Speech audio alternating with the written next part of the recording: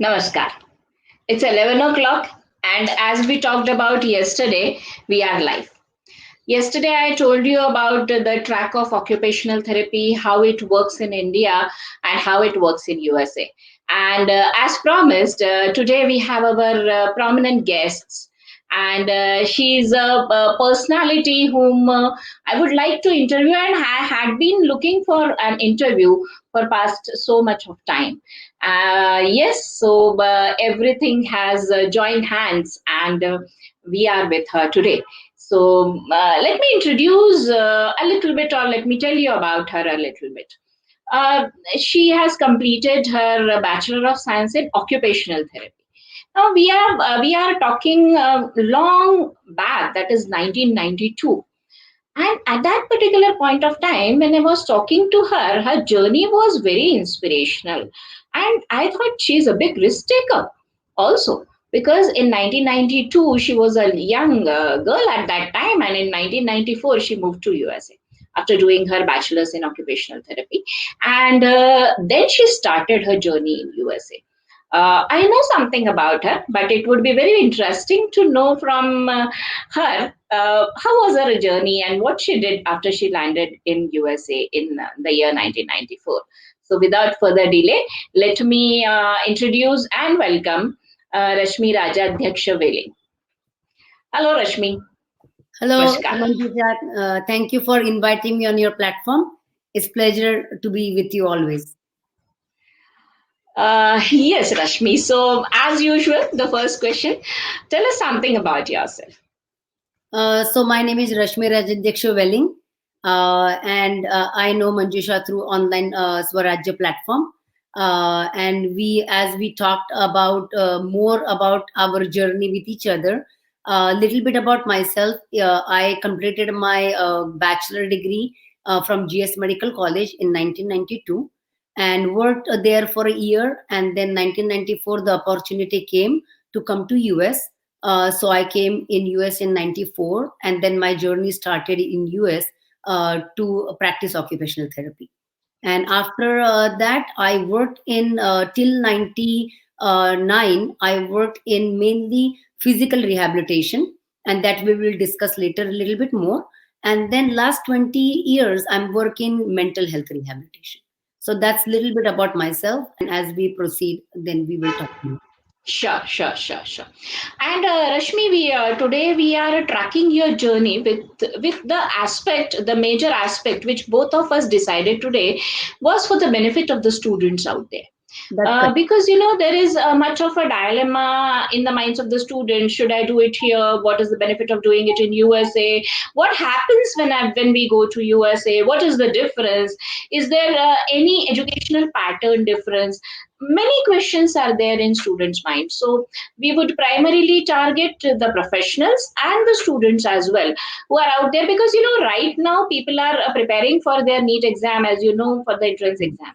Mhm. And then what? If not MBBS, then what? Many times the question arises. And I have found out that this particular field of yours is very promising. It's very satisfying, because in this field you interact with the patient one on one more than sometimes even the physicians out there. So it was very interesting to understand the field as well. So yes, namaskar. My name is Manjusha Kelkar, and I'm the founder of Breakthrough Higher Education. And I tend to guide students in their medical education journey, handhold them, tell them everything about certain fields out there in the medical profession. So, yes, let us start. She has told about herself. What happened, Rashmi, when you went in 1994 there? As I understand, you went through a company, and these were the days when bachelors also were allowed to practice in USA. The scenario has changed now, but when she went, let us understand how that happened. And I thought that being an Indian girl, yes, very inspiring and very adventurous journey. So yes, what happened, Rashmi? So we got opportunity through our college.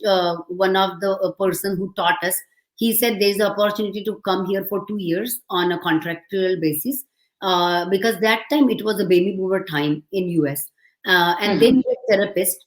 So it was, we thought it was a great opportunity. We were young, we were just out of college, and we thought, all my friends, six of us, decided to come together, and we thought it will be nice to explore some area where people practice different occupational therapy, not like India, and see what's out there, and then just get the different field of occupational therapy out here, and then we'll come back to India, and then we'll practice what we learn new. So that's how we started. We didn't have much understanding what will come here and how the journey is going to be.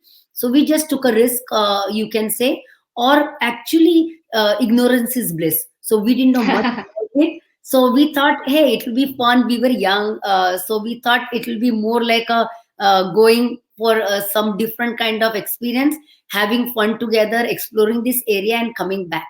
That was how we started. Great, great, great, great, great. So it seems you landed up there, and the contract said that you are supposed to be with that particular company. And although this,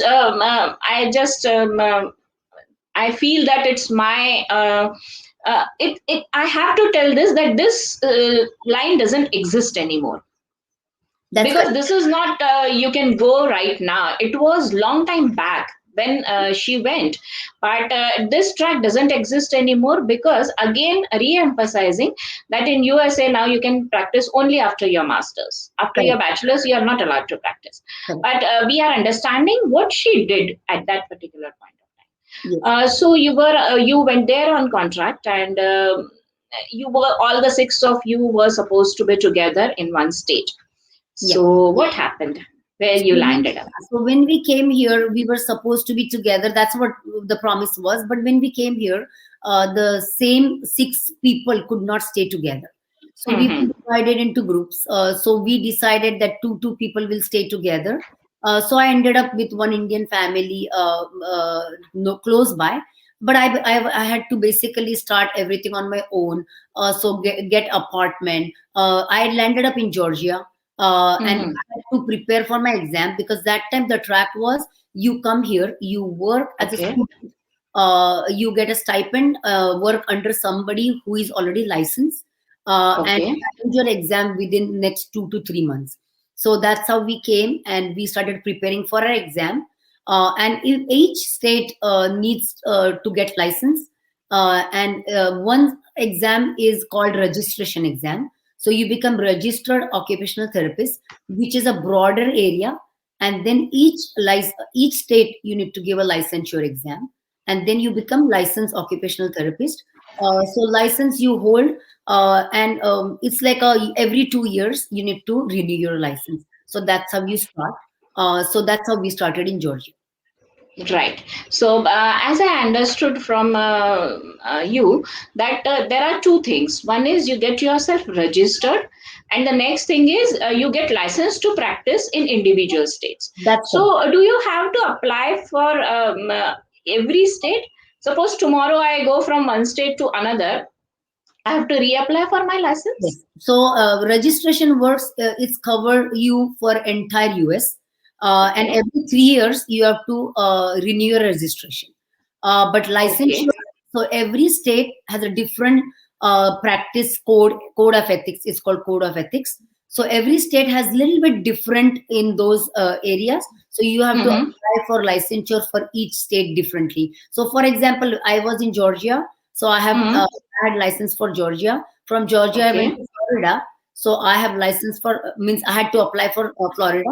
And then I came to Mm-hmm. California. So I had to apply for California. So each state you have to apply, and you have to appear for the exam. Okay, great.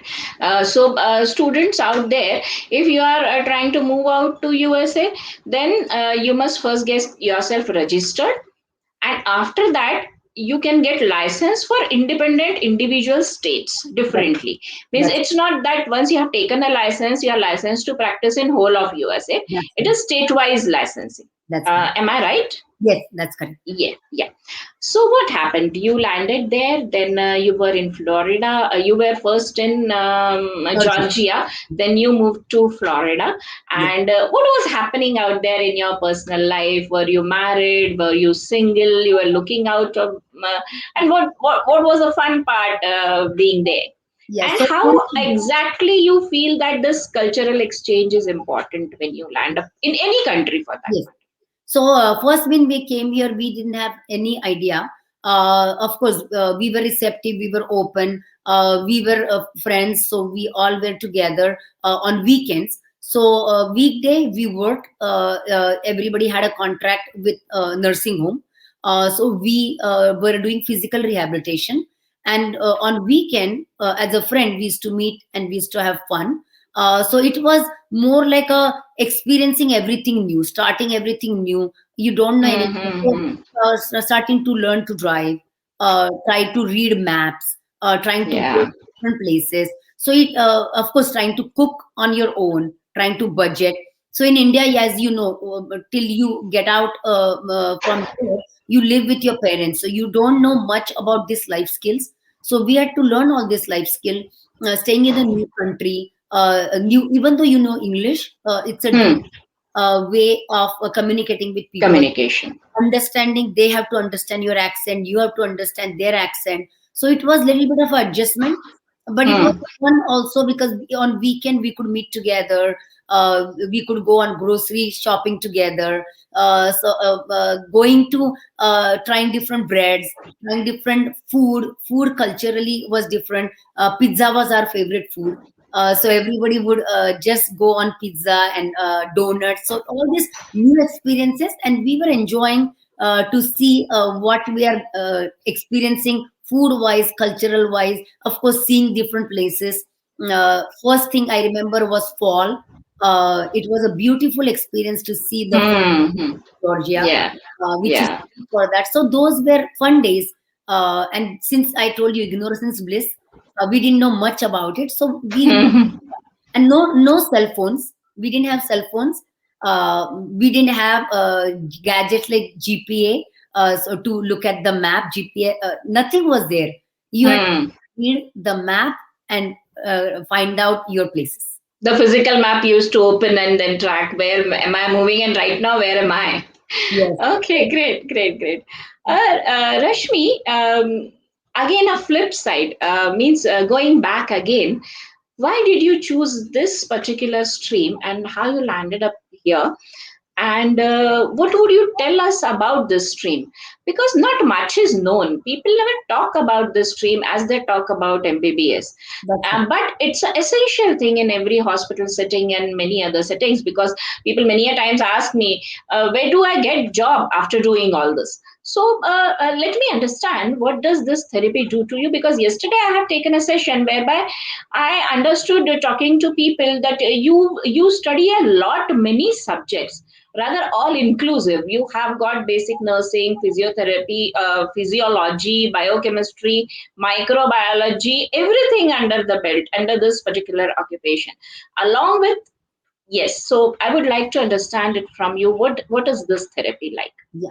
So occupational therapy is basically a rehabilitation. So when people get mental illness or physical illness, and they have to go back to their working life as well as their daily living. So occupational Hmm. therapy is a branch where you take for daily living activities and you engage people in a meaningful way, and you use different kind of interventions where you Okay. basically rehabilitate person so that they, even in spite of injury disability, they can Hmm. live a meaningful life. So that's the Okay. basic uh, general goal of occupational therapy, to Hmm. bring back to the maintain either lifestyle or improve their lifestyle or develop the lifestyle so that they can, even with disability, they can continue functioning.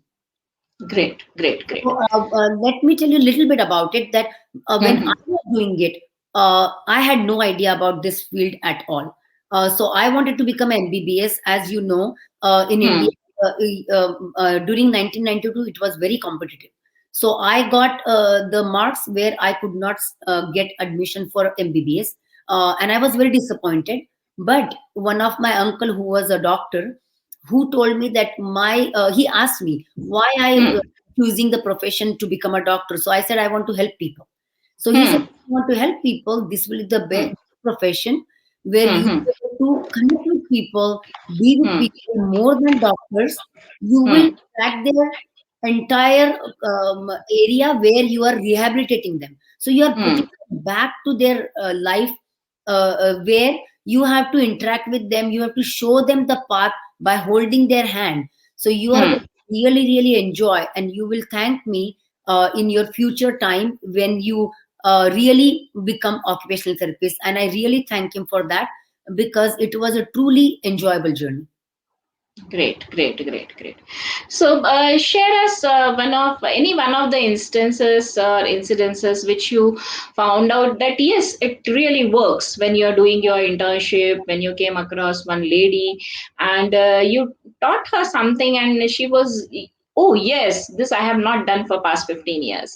So, what was that story? Yeah, so during occupational therapy, when I was studying, we have to come up with the intervention where people can do activities of daily living, and after Mm-hmm. injury and stuff.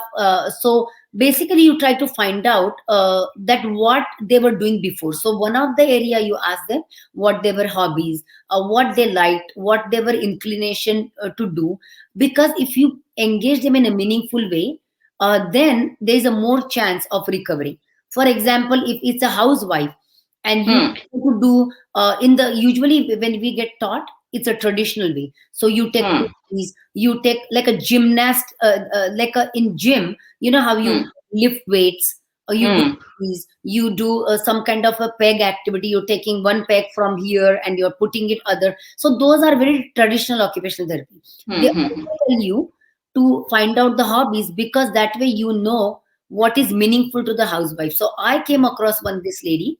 I was giving her private sessions, and Okay. she had a quadriplegia kind of a thing.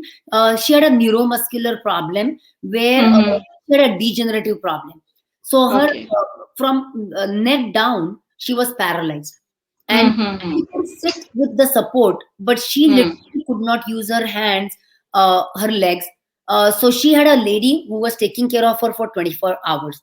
So when I met her, I asked her. So she was a Gujarati lady. I asked her, so what were your hobbies? And she said, oh, then she reminisced with me, and she said, Hmm. I used to really do nice fulkas.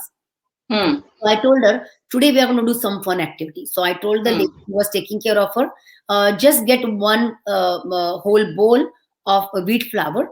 And I told her, today we are going to just knead the flour. And we Hmm. did the flour, and she was so thrilled. She said, after 15 years, I'm touching the flour, and the joy on her face when she finished the flour kneading and she made a ball of that kneaded flour.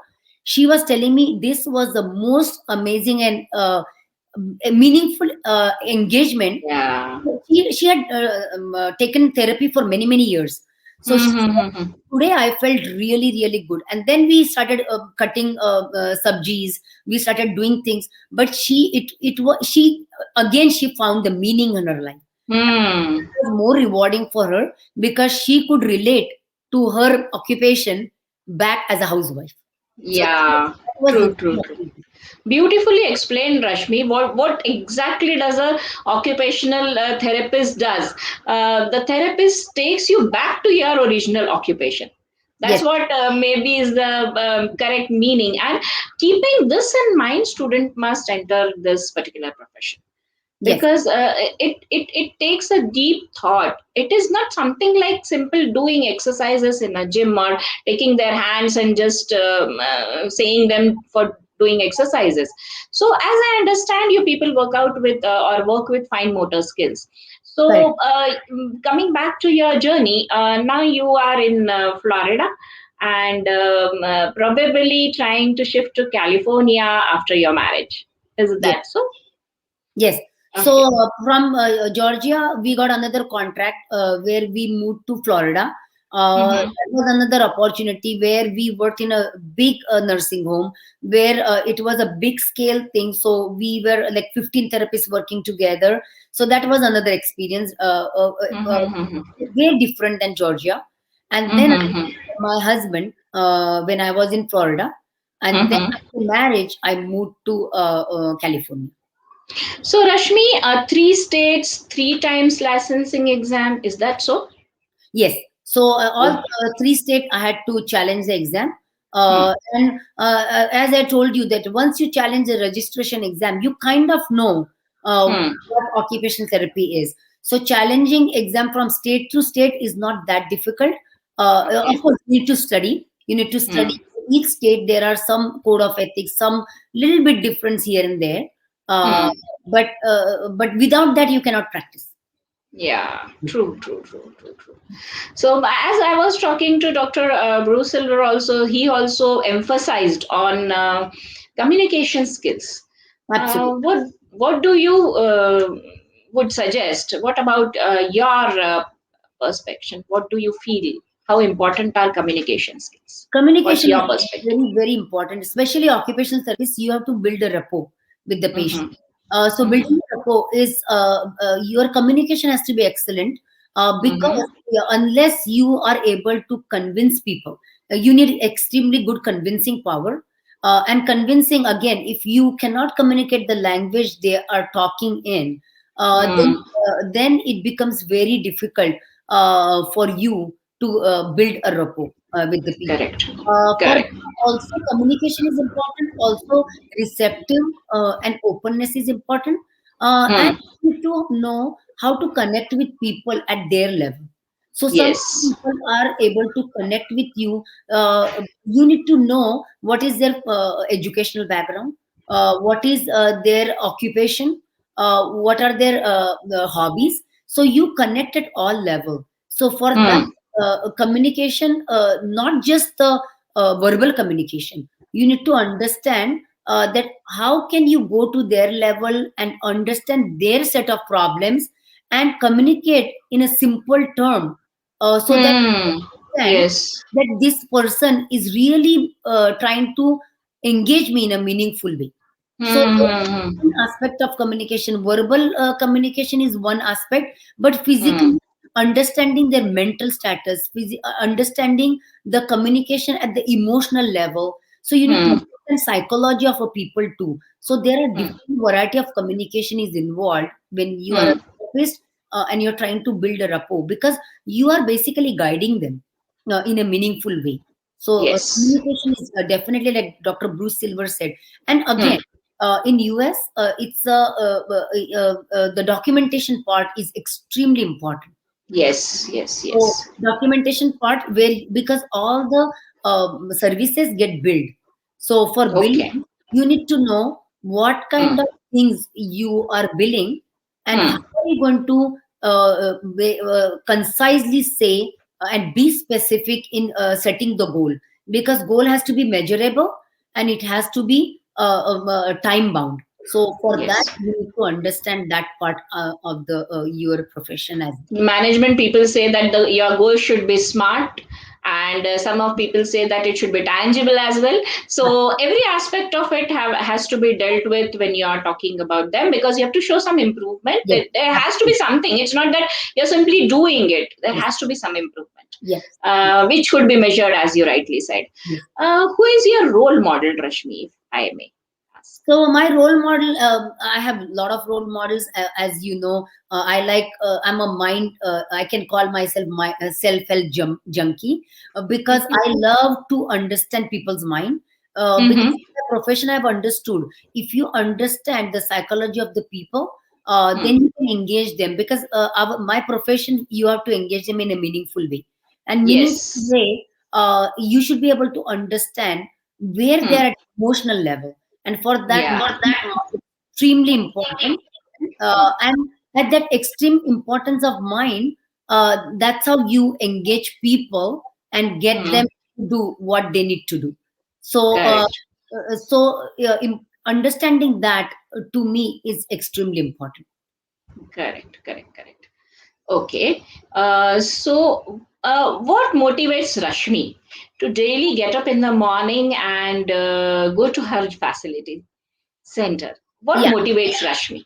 So, as I told you, helping people and seeing people engaging in meaningful ways, or you see the spark in people and you are able to shift people. So, Hmm. that shifting people, and I didn't answer your previous question, who is my role model? So, whoever is able to shift that. So, I have come Hmm. across many authors like Wayne Dyer. Hmm. As That's my biggest role model, Hmm. and then Eckhart. And you have met him also. Yes, So, in I person. didn't meet Wayne Dyer, but I met Brian Weiss. But I Okay. like people who can give you this glimpse that where you can shift your mind. Deepak Chopra, Wayne Dyer, Eckhart Tolle.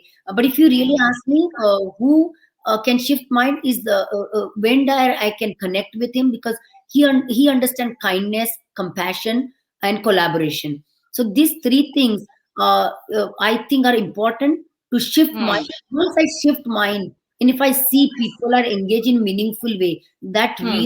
really gives me thrill. Because when people tiny bit change, and when they start looking at things differently, and you Hmm. see the massive change in people. So in my profession, I've seen people come Hmm. and they really don't Hmm. feel that they can Hmm. improve, Hmm. and Yeah. you shift their mind, and then they Hmm. start seeing incremental change. And Hmm. when incremental change happens, and you Hmm. see that they get that hope back, you start Yeah. light again, and Hmm. start Hmm. seeing that. So that Hmm. gives me tremendous amount of pleasure. So getting up in the morning and going and seeing this every single day and getting that opportunity every single day, I think Hmm. it's very meaningful to me. Yeah. So, when you were doing all this, Rashmi, at your personal life level, you got married, you got your kid, and you were also practicing in California for some time as an occupational therapist. Then you took a break because of your daughter, and then when you tried to rejoin, what happened, and what was that shift? And do you feel that it was magical, or you have attracted that because internally you were so enthusiastic about doing all this that it somehow landed up with you? What Yes. was your experience? So, as I told you that everything gets built, right, Hmm. in our field. So Hmm. when I was pregnant and I was trying to take a break, I was Hmm. thinking I want to go to a place where Hmm. I can give therapy and I can Hmm. rehabilitate people, but I don't Hmm. have Hmm. to really check their tag, where their Okay. Medicare, their medical. Hmm. I can give therapy because they really need it, and Hmm. Hmm. rehabilitate them. And I didn't know the place exists, right? So Hmm. I Hmm. came across the advertisement for this place, and they were asking for an occupational therapist to set up a program, and it Okay. was a mental health rehabilitation. It was a Hmm. neurobehavioral rehabilitation.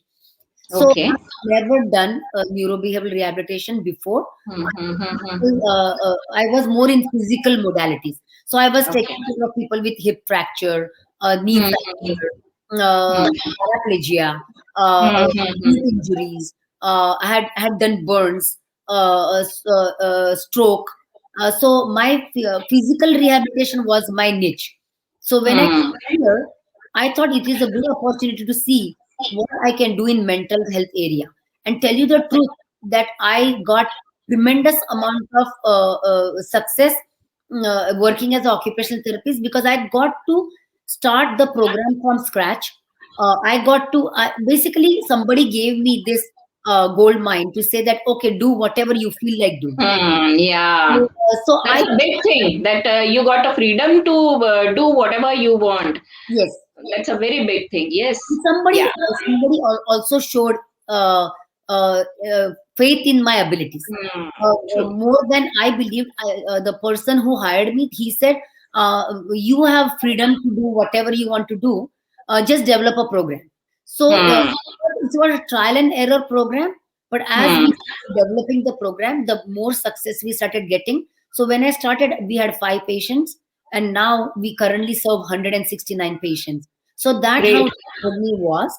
So it was. Mm-hmm. I would say that exactly it landed up on my lap, and it was. You can say that I attracted it, but I got the freedom to do what I want to do. So I'm really thankful for this opportunity. Yeah, yes. And it's a great thing when you go from one country to another country, you're shifting, and still when you get such type of an opportunity, we sometimes feel a lot of gratitude that Absolutely. something must be behind it because we don't know right now. Yes. But yes, definitely that's my bigger purpose in life, maybe. Yes. Along with my family and everything else, this must be the bigger purpose. So Yes. right now you are working as a Crestwood Behavior Health Center as an administrator. That's So correct. how was the journey or how was the transition from occupational therapy to administration? Yeah. So occupational therapy, as I told you, that I was a very clinically oriented. So getting Mm-hmm. people. So my expertise is hands-on. So I want to see the patient. I want to see how can I rehabilitate them. So when I started, I was an occupational therapist, and then Hmm. I started the program along with my team. We developed it. Hmm. Then I got the opportunity to become a program director. So program Okay. director basically manage the whole program. Since Hmm. I saw that occupational therapy, I could do that. So Hmm. the administrator that time, he was a very visionary. So Hmm. he used to have these great visions, and Hmm. Hmm. all of us were with him from the beginning. And I worked with him for 10 years. So Okay. he was my mentor. So Hmm. he said that okay, I have this vision, and you guys Hmm. go ahead and implement. So Hmm. we were like he used to call us disciple. Like he used to say that I'm this great master and you are my disciples. So he used to Okay. give us a project and our Hmm. job is to implement. And Okay. that's how I started developing systems. That's how I started implementing things. And Hmm. my biggest strength, I would say, is Hmm. if you have idea, I'm a good Hmm. implementer. So you tell me your idea, and then I will create. Find out the ways and means to implement it, thinking out of the box. Yes. Sometimes I will something like like that. Hmm. I like to create systems. So I will Hmm. create system from block to block to block, and then I will develop a whole system. And then system I will try it couple of times, and then I will put it on autopilot because then people are not blamed. The system, Hmm. Hmm. Yes. the parts can be tweaked, and then you develop. So from there, I became program director. So I was program director for a long time.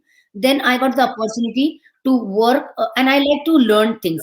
So I Hmm. was Hmm. taking interest in seeing how the facilities run, how the administration Hmm. is. So I started taking interest. Then I challenged the exam. So I became AIT. It's called Administrative Training, with Okay. another mentor who came, Hmm. who told me, who gave me another opportunity, and he said, "You want to try, so you try it out."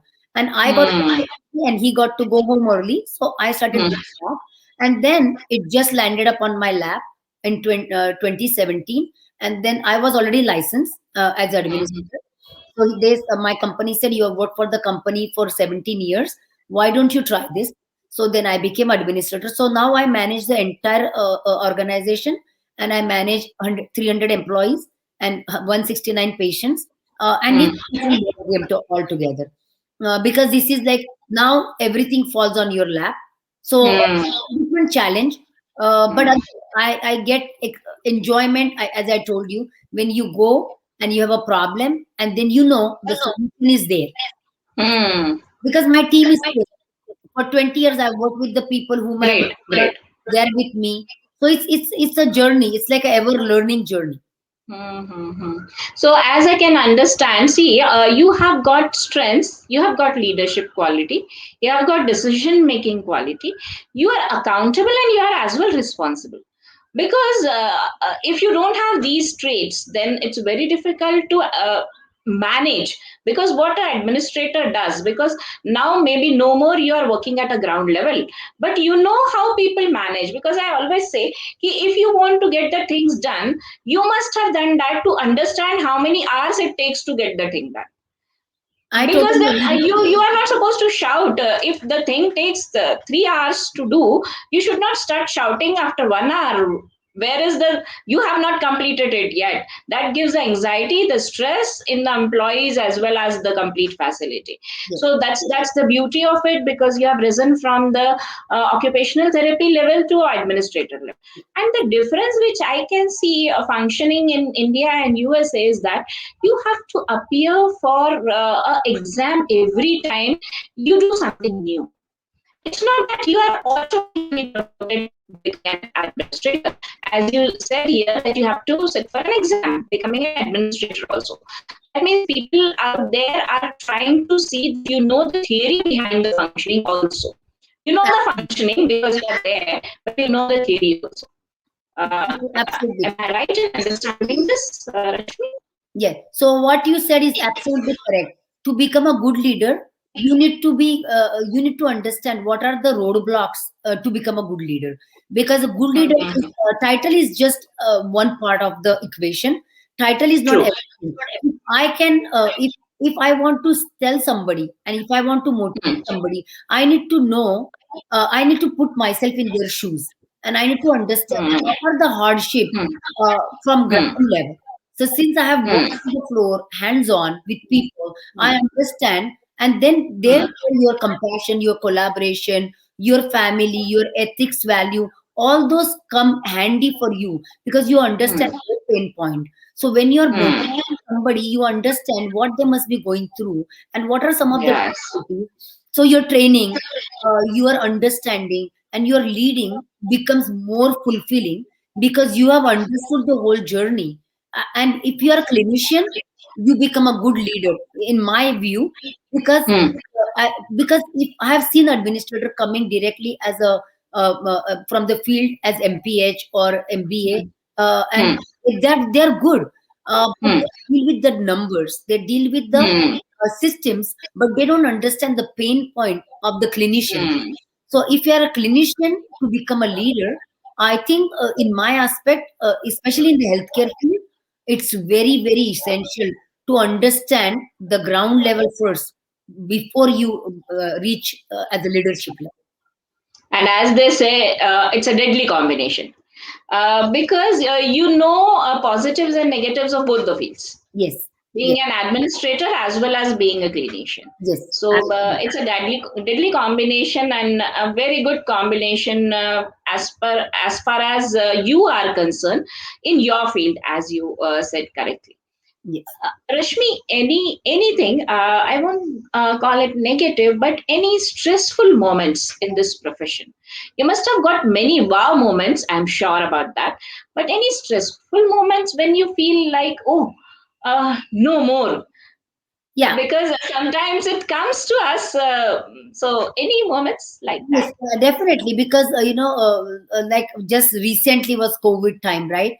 And you, as you know, that people get scared, people quit. So Hmm. that time, maintaining people, maintaining Hmm. mental strength, maintaining people, because you have a responsibility of taking care of people 24/7, right? Yes. You're there.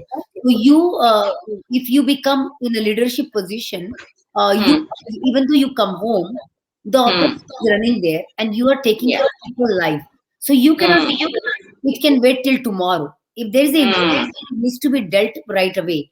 And to deal with people, you need specific profession. I am a leader, but I'm not a nurse. So I need Hmm. a nurse to take care of Yes. the Yes. problem. I need Hmm. a certified nursing assistant to take care of the people who need to be clean. He need to Hmm. be fed. I need a Hmm. housekeeper to clean the room. So those are the moment where you feel, oh my God, like you cannot. Sometimes the things are beyond your control. Control. Hmm. So those kind of things, those are the moment where you feel that you don't want to be responsible anymore. You want to be just staying there as a tutor and come home. But then Yeah. you sit back and you say that, hey, I have gotten this opportunity. There must be something in me that people are relying. 160 Hmm. lives and 300 employees are relying on your shoulder. And then that gives you different aspect and you snap out of it. And then Yes. you go back. So, of course, there are Hmm. moments where you feel that Hmm. this is it. Today I'm done. I'm not Hmm. going tomorrow. And then when Hmm. you sit back and when you think, that I'm going to take one day at a time, and then Hmm. solution flows, and then you think that okay, I'm done. Yeah. I will think about tomorrow. It's very important to maintain your mental balance, your own personal stress levels, and I'm sure for that you have to be spiritually grounded as well. And I feel that you are that, and therefore that shows with your calmness, because you have to be that. There is no other alternative to that. So, Rashmi, parallelly, your personal journey is also going through. You are professionally also well sound, and where do you feel that the joy lies, professionally as well as personally? So I feel professional and personal things are, even though they're separate, but at one point you start journey of being authentic. Hmm. I realize that the more open you are and the more honest you are to yourself, and then what you're inside and what you're outside. So there is no gap between what you're inside and what you're outside. Uh, Hmm. the faster you bridge that gap, the more joy you feel in your life, Hmm. because you have nothing to hide. Whatever is inside, what you see me is what I'm inside and what I'm outside. So there is no difference between I'm going to show now this aspect of myself and I'm going to show this aspect. And the more Hmm. you practice that, the more you don't need script to Yeah. practice. You come as your authentic self. Hmm. I think the joy is right there, because the more you are dealing with people, you understand that they connect with your heart. They connect Hmm. with who you are, Hmm. and they get the energy from there. True. Because at heart level, we are all same. We all want meaningful engagement, and we want the sense of belonging. So if you can give that to each other, I think life becomes more beautiful. True. Any wow moment in your professional journey, Rashmi? Any one of them? I'm sure you must be having many. Yeah, I had many wow journeys where I felt really meaningful in that. I will share one journey where we had a patient, and Mhm. she had a really long history of alcoholism, and she Oh. came to us, and she was albino. Albino, Mm-hmm. you know what albino is? Albino is means they have pigmentation problem. Yeah. So she was African American, but when you look at her, she looked like a white person. But they have their pigmentation is a problem. So Hmm. everything is there's no pigmentation. So all the areas become like a. She looked like a blonde. Uh, Hmm. True. so she shared a journey with me. That when she came, she started become means every patient comes. I like to know their journey beyond. Hmm. So Hmm. one time I was sitting with her and I asked her to share her journey with me, and she told Hmm. me that as when she was growing up, she Hmm. had a very abusive father, and Hmm. her abusive father, and at the age of 12, when she told her mother Hmm. didn't believe her. Her mother said that you have to do something so that he's Okay. affected towards you. And she Hmm. said, Hmm. alcohol. So nobody believed her. Hmm. She had a long time alcoholism. So she came to us, and they told us that in 2 to 3 weeks she's going to die. Oh. Uh, then she came to us. We diagnosed her. She had a liver problem, and then she started having this meaningful engagement. She started writing her poetry.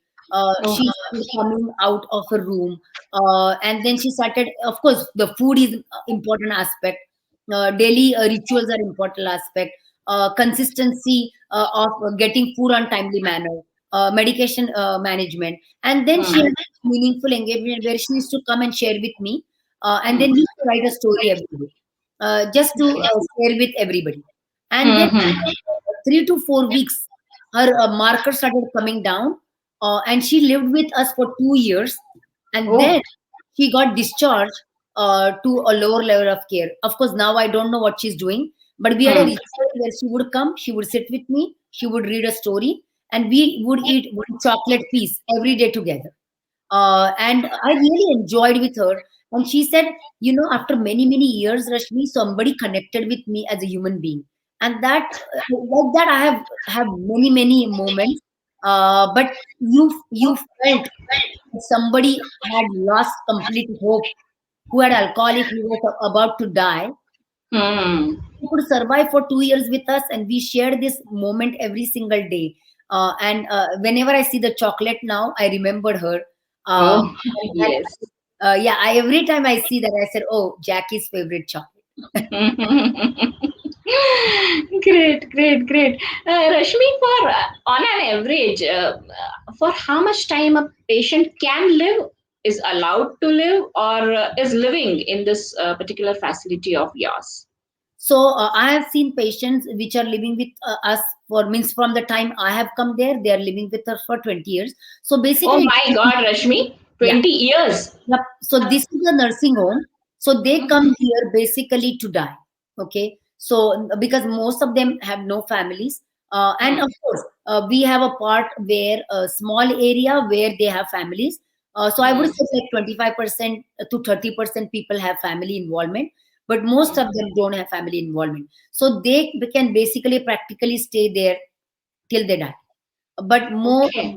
and we have a discharge rate which is Hmm. maybe 5%. So not Okay. yeah.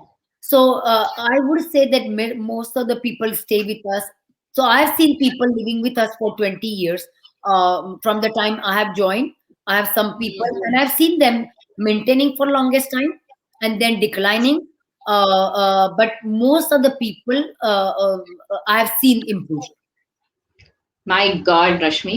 So this is the biggest service to the mankind you are doing, because see, maybe sometimes it may so happen that the time which they have spent outside the facility may be even less with the time they have, as compared to the time they are spending at the facility, and that too knowingly and taken good care of, means fond memories, good memories. Maybe they must be having at the end of their lives. So 20 years means you people must be having them as a family, Absolutely. because you tend to share out things, even though it's a professional setup, Yes. but you tend to share out with people when they are with you for such a long period of time. Yes. And Okay. we have fond memories. We have really fond memories. So many, many lunch, we sit down and we remember, we reminisce, and we reminisce Mm, about this patient, we reminisce about that patient, we reminisce about their fun things because we do talent show with them, we do a lot of things. Yes, they become a family, especially yeah. Christmas time because they don't have family. So last Mm, 17 year, 18 years, last 2 years, I did not go for Christmas, but 17 years I went there every Christmas, giving them, opening their gift, because Christmas is a holiday where we don't celebrate like Christian people celebrate. mm, So I true. used to go there, open their gift. Santa used to come, like one of the staff Mm, becomes Santa, go into their room, opening the gift, seeing them laughing, enjoying the gift, and even a lot of staff will bring the gift because we know that they don't have families. So we will bring the gift because we would ask them wish list. So they will give the wish list. So we will pack it and we'll say Santa has come. So we make a lot of fun things for them. And we have a lot of memories where we reminisce. Absolutely. They become our family. Yes. So, Rashmi, we are at the fag end of our conversation, maybe. So, any one advice you would like to give your juniors who are trying to enter into this particular field? So basically, enter if you really want to enjoy dealing with people in a meaningful way. This is the Mm-hmm. best profession, I would say, and you really get joy in giving other their meaningful life engagement. I would say this is the best profession you could enjoy. And even if now, if you ask me, Manjusha, I don't regret Yeah, not going to MBBS. my doctor. I really thank my uncle Hmm. for showing me this path. And this has given me a real joy because meaningful engagement is the main motivation I have. And if you really look at the definition of occupational therapy, it's a meaningful engagement in daily life. So Yeah. I think that somehow I was meant to be as an occupational therapist, just to give joy to the world, in Mm. engagement for myself and for others.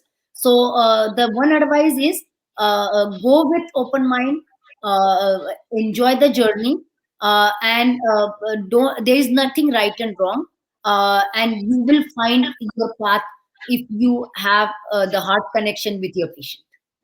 Yeah, true. So, thank you, Rashmi. So, with this, we will end this session. And if anyone wants to connect, I have already shown the numbers and the name of my institute. So, as well, I'm flashing the numbers. If you want to connect with Rashmi or just try to understand what it takes to become an occupational therapist or an administrator like her, then both of us would like to help you and will be happy rather to connect with you people. So Absolutely. thank you from both of us, and thank you, Rashmi, So from the bottom of my heart for thank you, coming to this Manjusha. show. Yeah, Thank you, Manjusha, and all the viewers. Thank you for having me, and I enjoyed talking to you today. thank you. Thank you. Good day.